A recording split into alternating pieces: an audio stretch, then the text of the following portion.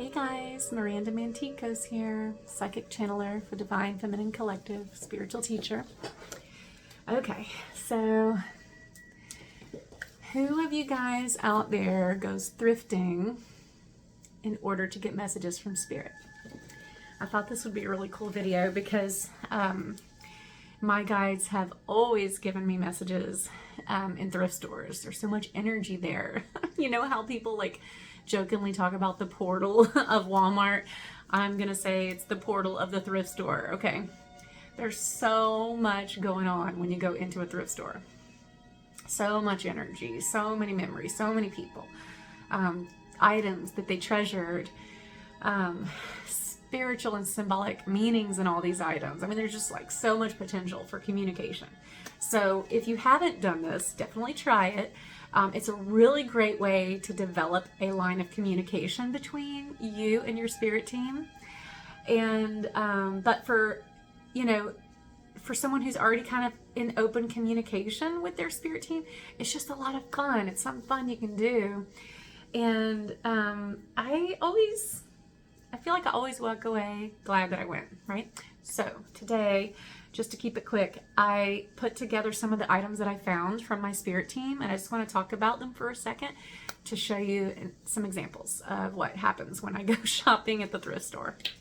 Okay, so the very first one that came up, let me just bring it over. And I'm just going slow and careful. Okay, guys, look how beautiful this is. Isn't it beautiful? So I was drawn to it immediately just from the look of it, okay? But then I turned it over. So this is how you can get some messages from your guides, okay? Not just from the look of the item. It's already like calling me because it's got birds and I'm of blue avian DNA. So aviaries are so important for me. But then I turn it over, okay? And there's angel number 222 on it, okay?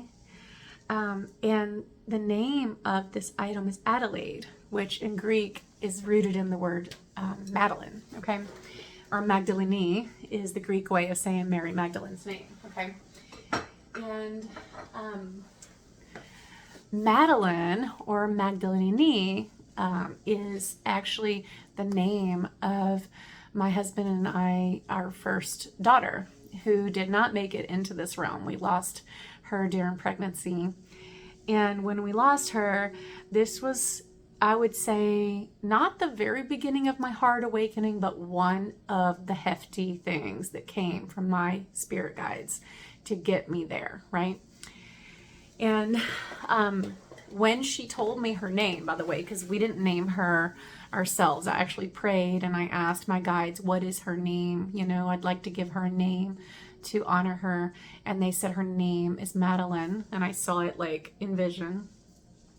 And of course, immediately I look it up and find out that that's the English version of Magdalene. And so I knew they were telling me something about the Magdalene. And this led me down a path of just understanding Mary Magdalene. And it opened me up to her guidance.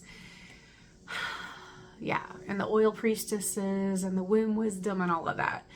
So it was such an important moment in my life. And of course, Madeline, and we actually lost several babies trying to have a third baby during that time of what I call my heart awakening. So all of those babies are so special to me, and I do communicate openly and actively with them. But you know, that wasn't always the case because of my religion growing up. I was very much taught to fear the gift. And so I am certain that that is one of the reasons why she came, to open my womb, right? To help me see. And she knew that I would be willing to go into the darkness for her. And I did. So she got me there. So I always thank my children here that are with me in this realm and my children on the other side and the other frequencies, because they are some of my greatest teachers, perhaps my greatest teachers of all time. So that one's always special. So I saw Madeline, I saw my 222, right? So I want to show a couple more. Okay, I'll do this one first. So my husband and I recently took a trip with our children to several different places in Central America and Mexico. I have had many past lives, many ancient past lives, but one of them was with the Mayans. I did not know this when I was younger. It began coming to me, I would say, over the last few years, okay?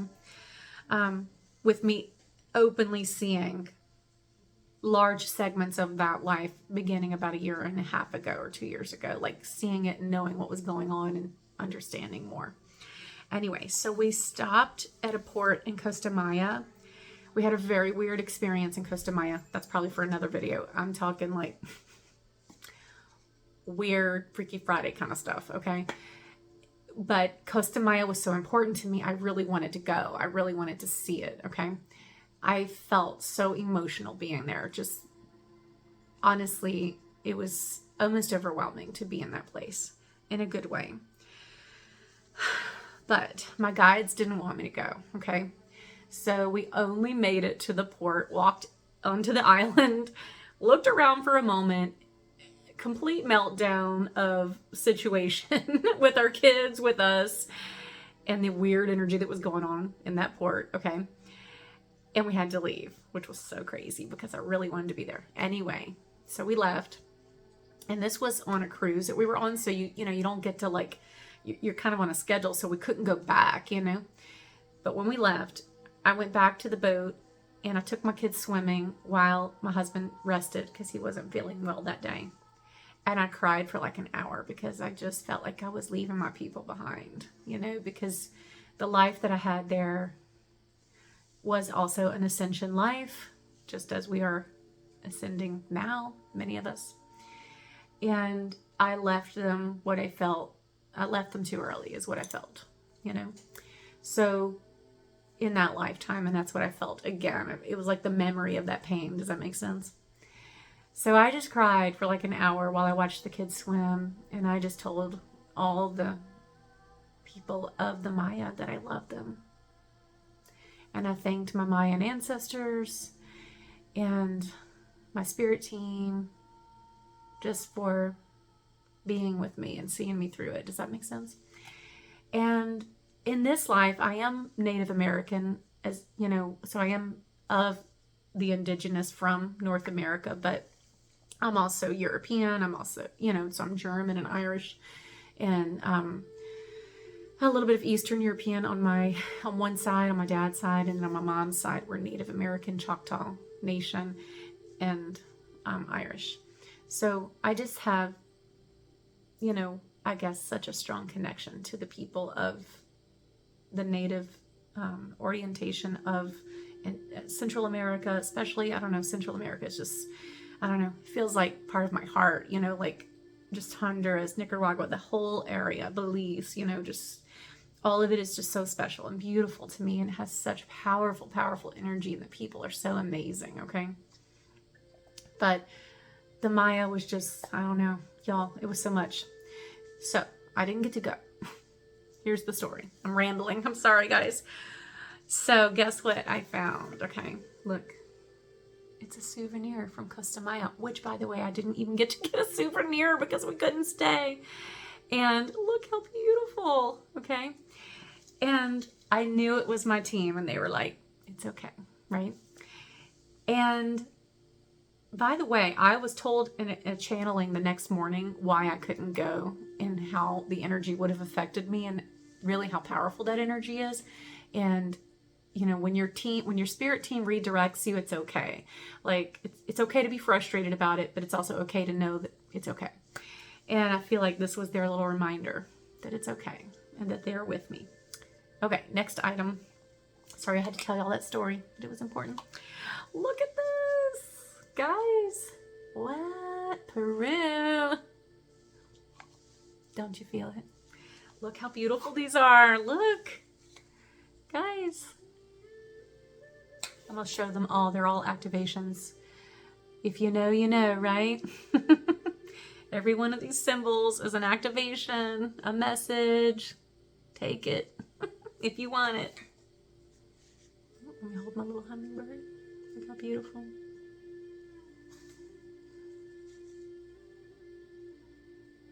I mean, guys, when I say my ancestors were coming through on this trip, seriously, it was a lot, okay? Wow. How beautiful. How beautiful. And I'm going to look up every one of these symbols and just, learn and experience. Also, I got another little message. Okay.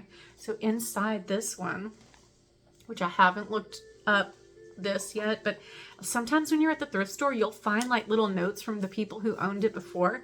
And it looks like, I don't even know what this says. So hopefully I can show this.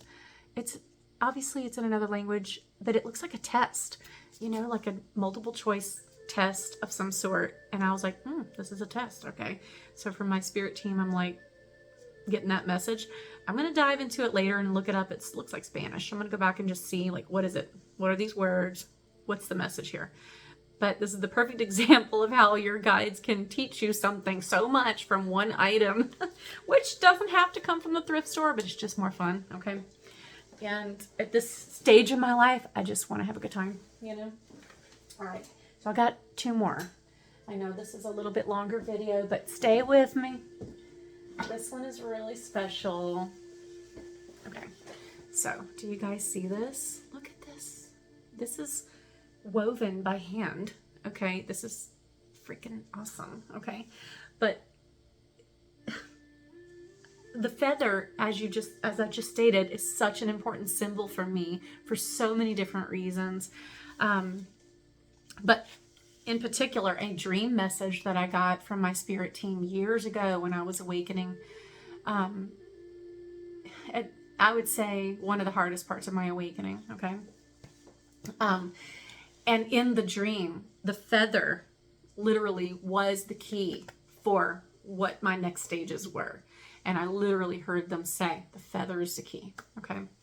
And this has had so many meanings over the years. And that's what's beautiful about getting a message from spirit is you're going to learn so much from just that one download, that one dream, that one vision, that one message, the one symbol. Like the video I just posted on my page a couple days ago with all the faces coming through, all the frequencies. One moment, one little 40-second moment on my video has so many messages for so many people. That's the incredible thing about wisdom and spirit working together. Okay. But this one, as soon as I saw it, I was taken back to that dream. I'm like, yes, beautiful. And you can tell this is not a commercial item at all. Someone just cut a piece of wood, did this themselves. I mean, I love it even more for that reason. Okay. There's so much I could say, but I know that you guys probably can't have such a long video. I'll look forward to the day when we can all focus for more than 2 minutes. Where's the other one? Oh, this one. Guys, look. Can I even make this stuff up? How many messages do I get from the Maya and this really the whole like Mexico, Central America, and South America, everybody all at once. I'm like, I hear you guys, I hear you. And so I hope I say this right, you guys. Oh gosh, I forgot to write his name down. He's basically the Mayan god of rain. I looked him up. And what's really cool about this? Okay, so he's also known for, in some belief systems, as being the one who created the obsidian mirrors, scrying mirrors, okay? I have always naturally scryed in the mirror. And my name, Miranda, which in Spanish is Miranda, okay, same in Greek, comes from mira, to mirror, okay?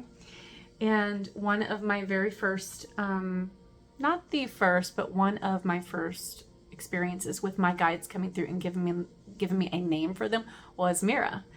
And so the fact that he's connected to that really hits.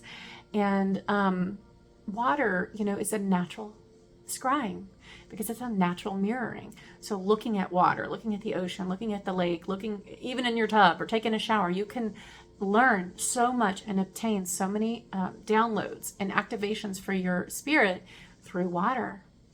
And so him being the god of rain just feels, I don't know, it's so special, so important. And when I do the sound tunings, even the few that I've shared here, I'll show you guys, an obsidian bowl. It's beautiful. This is obsidian and quartz, okay? And it's just a natural transmuter of the heavier energies. And so I cherish my sacred bowls so much. I love them. In fact, I have a few friends that sometimes come and do sound sessions with me, or they'll help me, and they can tell you I'm always like, careful with my bowls, careful. I love them so much. And this obsidian is no exception. So beautiful. Let me let you hear them really quick. Where's my little, here it is. Look how beautiful, guys. It's so beautiful. So, oh my God, messages from Spirit at the thrift store. I'm gonna do some more research for myself on all of these, because I know there's gonna be more to all of this. But isn't that cool? Isn't it great? Isn't it amazing? Go check it out. Go to the thrift store, guys. Have fun. Love you. Bye.